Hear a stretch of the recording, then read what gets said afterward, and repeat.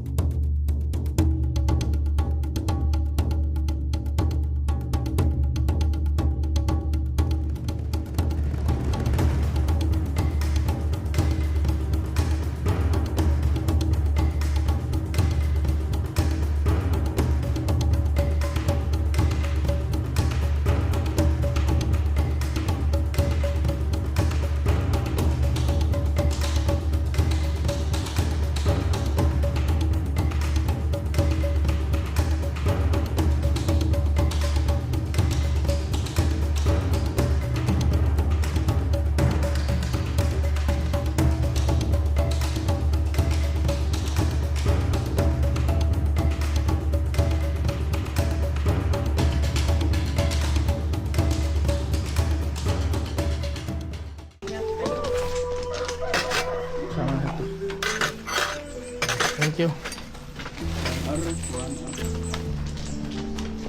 Thank you, ma'am. Kay Susi yan. Kay Susi.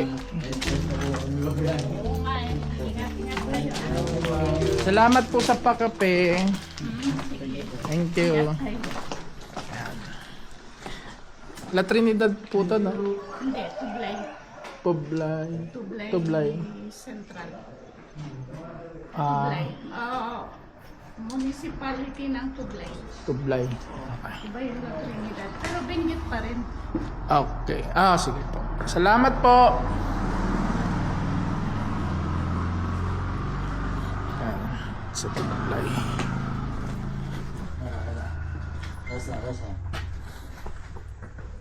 Padaan mo na ako.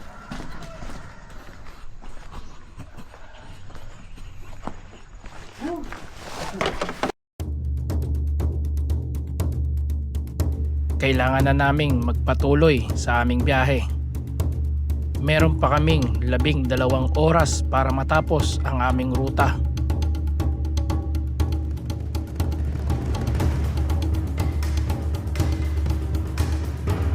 Ito ang hamon na unang sinalihan ko ng 1,500 kilometro ang layo ng aming iikutin.